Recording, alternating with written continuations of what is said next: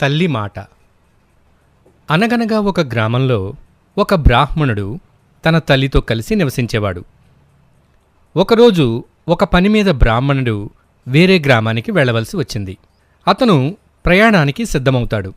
అప్పుడు తన తల్లి అంటుంది, బాబూ, నువ్వొక్కడివే ఎందుకు వెళ్తావు? నీతో పాటు ఎవరినైనా తీసుకెళ్ళొచ్చు కదా అని అంటుంది.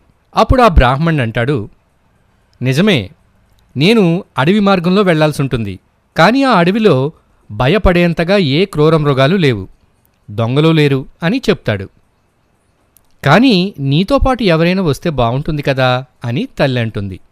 భయపడకమ్మా, నేను ఒక్కడనే వెళ్ళి నా పని పూర్తి కాగానే రేపు సాయంత్రానికల్లా ఇంటికి తిరిగి వచ్చేస్తాను అని చెప్తాడు.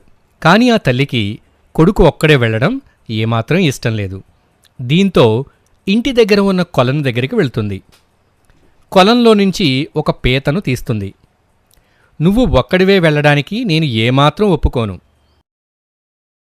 ఇది తీసుకో, ఈ పీతను నీ దగ్గర ఉంచుకో అని అంటుంది. తన తల్లిని సంతోషపెట్టేందుకు ఆ పీతను తీసుకుంటాడు. దాన్ని తన సంచిలో వేసుకుంటాడు. ఆ తరువాత తన సంచి తీసుకుని తన ప్రయాణాన్ని ప్రారంభిస్తాడు. అది మండు వేసవికాలం.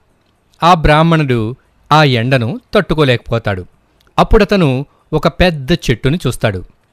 ఈ చెట్టు కింద కాసేపు విశ్రాంతి తీసుకుందామని అనుకుంటాడు. బ్రాహ్మణుడు తన ఆహారాన్ని తిని విశ్రాంతి తీసుకుంటాడు. ఎంతో అలసిపోయిన ఆ బ్రాహ్మణుడు మెల్లిగా నిద్రలోకి జారుకుంటాడు. అదే చెట్టు పొదల్లో ఒక పాము నివసిస్తుంటుంది.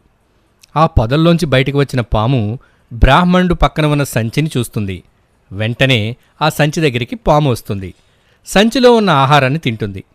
ఇది చూసిన పీతకు చాలా కోపం వస్తుంది. వెంటనే పాము మీద దాడి చేస్తుంది. పామును చంపేస్తుంది. కాసేపటి తరువాత బ్రాహ్మణుడు మేల్కొంటాడు. వెంటనే తన సంచి వైపు చూస్తాడు. అక్కడ తన సంచి దగ్గర పాము చనిపోయి ఉండడం గమనిస్తాడు. ఈ పీతే పాము బారి నుంచి తన ప్రాణాలను కాపాడిందని గ్రహిస్తాడు. తాను హృదయపూర్వకంగా పీతకు కృతజ్ఞతలు తెలుపుతాడు. అప్పుడు అనుకుంటాడు, తల్లి చెప్పిన మాటలను తప్పనిసరిగా వినాలి అని. పెద్దలు చెప్పిన మాటలను తప్పనిసరిగా వినాలి.